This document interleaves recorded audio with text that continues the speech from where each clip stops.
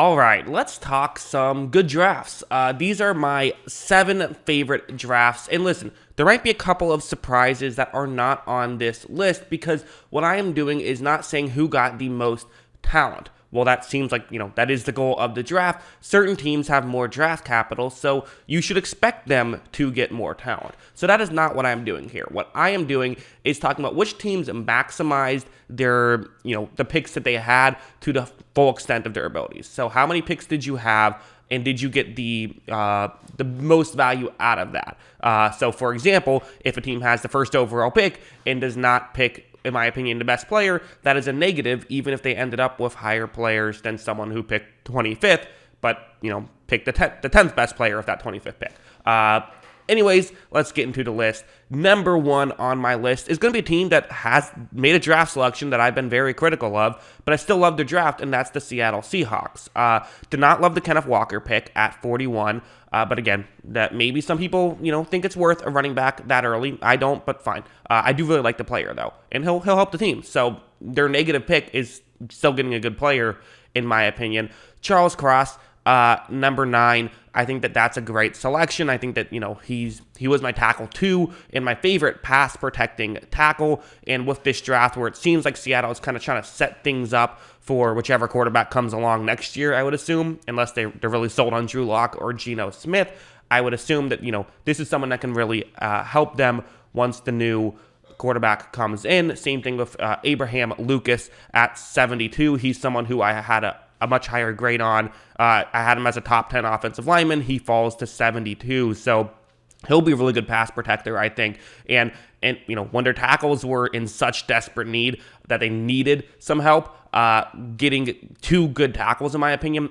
goes a long way. Boye Mafe, I was lower on than some others, but still, I think I like him, and I don't hate that, drafting him at that spot. And then Kobe Bryant at 109, I also think is a really interesting prospect that could work out really well. So that's kind of why I like this as much as I did. Let's move on.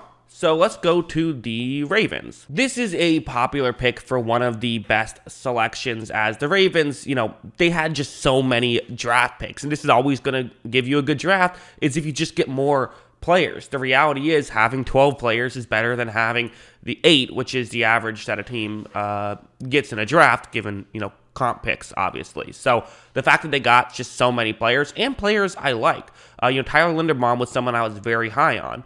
Hamilton, someone I wasn't as high on, but at 14, that's still good value. David Ajabo at 45 was a really good selection. Travis Jones at 76, and even Daniel Falele and Jalen Amore Davis are guys who I like. Isaiah Likely, I liked. Didn't love the drafting a punter. I don't know why they felt like they had to do that. I get that it saves them money, but I felt like that was kind of a weird move. But as a whole, other than that, I thought that this was a really good draft for them. Next is the Kansas City Chiefs, who, again, one of these teams that had more draft capital. In fact, all 3 of these teams had more draft capital going in, although the Ravens kind of maximized that by, trading Hollywood Brown. And then trading back a bunch. The Chiefs here, they had the extra draft capital from the Tyreek Hill trade, but then went out and I think got some steals in this draft class. The first 2 picks, Trent McDuffie and George Karlaftis, are 2 very good prospects. They also, in the second round, got Sky Moore and Brian Cook. Brian Cook was one of my guys who I felt like could be a day 1 starter, and I think he should be awesome in that scheme. Sky Moore, also someone who might not ever be a dominant number 1 guy. I'm not sure if he'll ever be Tyreek Hill, for example, but I think he could be really good and could fit that offense well, and even still has potential to do that. So really like that pick and that fit. Leo Chenal at pick 103. I was a little lower on him than I think the media consensus was. He was the 60th rated prospect. He went at 103, but I think at 103, that's great value. So I have no issue with that. Darian Kennard, another guy he was the 67th rated prospect. He went to 145. He was someone I was shocked to see fall. And I think people are saying maybe it's some character concerns, which if that's the case is good from a football perspective, because guys who fall typically don't end up, there's a reason for it, unless it's character concerns or injury history, then sometimes they will actually outplay when they got drafted. So Big fan of what the Kansas City Chiefs did. And then moving on to the Eagles. The Eagles were another team that I liked what the Eagles did, and part of why I liked what the Eagles did was they traded for A.J. Brown, which I am including because it happened on draft night. Like during the draft, they traded for A.J. Brown. So you get A.J. Brown, that's going to make it a good draft. I didn't think their actual selections were that crazy. Again, they had good draft capital, so you expect to get solid players, and they didn't have a ton of picks, so that kind of sucked once they got rid of A.J. Brown, once they got A.J. Brown. But still, Jordan Davis, I think he'll fit really well in that scheme, even if I wasn't as high on him as others. And the other pick that I liked was Nakobe Dean at 83. So this one I'm maybe not as high on as some of the other ones and as some other people are, but even like, Grant Calcaterra, I'm not sure how you pronounce that. I pick 198. That's great value. So I thought they had some good stuff here, and then they got A.J. Brown. So that's kind of why I'm a big fan of it. I mean, they basically traded Carson Wentz for A.J. Brown. That's an incredible trade. Next is the Carolina Panthers. So the Panthers were in such an interesting spot heading into this draft of, do you go quarterback at number 6, which is going to be a reach for any of these quarterbacks, but if you don't go there, you're basically not going to get a quarterback, and you're going to be stuck with Sam Darnold for another year. They said, you know what, we got to roll the dice. We're going to get Akeem Ekwonu. We need more than just a quarterback. We're not just a quarterback away. We're going to take this chance.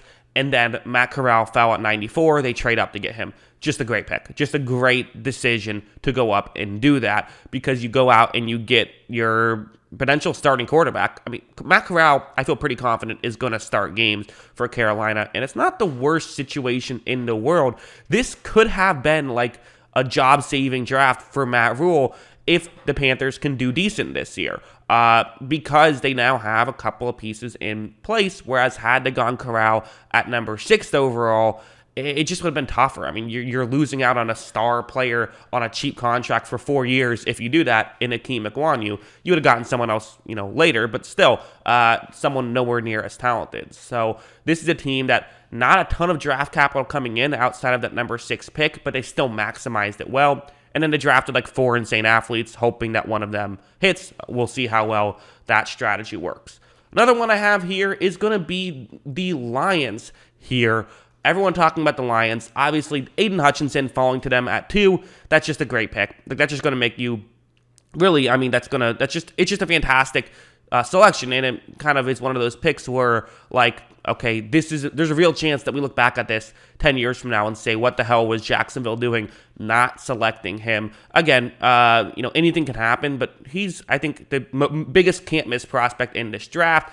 It's the easy selection. I don't know how much credit they get for drafting Hutchinson at 2, but listen, not everyone would have done it.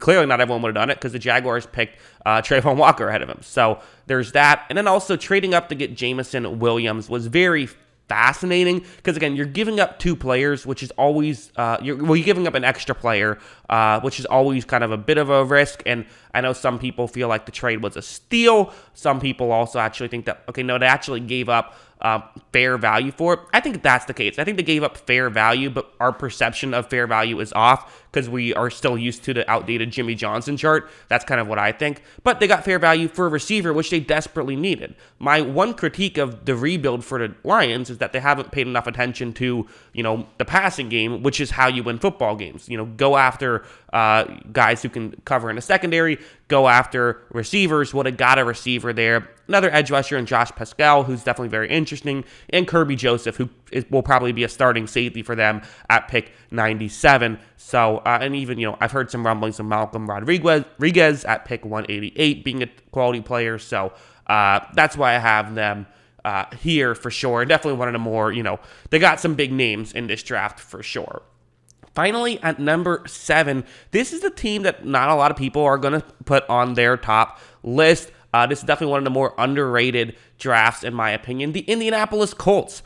They got Alec Pierce at 53, who I'm a huge fan of. I had Alec Pierce as, I think it's my 21st rated prospect. I really liked him. So he's someone that I think will fit that offense well. He could be an option for Matt Ryan, and they could use a receiver. So I'm really excited about that. Jelani Woods did feel like a bit of a reach for me at 73, but then you got Bernard Rainman at 77, who, again, that's just great value, getting someone like Rainman who I had as a first-round grade as well. So they got 2 players that I had a first-round grade on despite not having a pick in the top 50. So because of that, yeah, they had a few extra picks in those, top 100 compared to the average team, but I just think that's a really good draft by the Indianapolis Colts. So they make my list.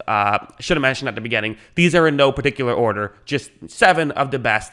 So that's what I think. And again, it's not necessarily who got the most talent. So okay, did the Colts get more talent than the Giants? No, but the Colts maximized their talent better than the Giants did, in my opinion. So that's what I think. What do you guys think? Let me know in the comments below. What are your thoughts on this draft?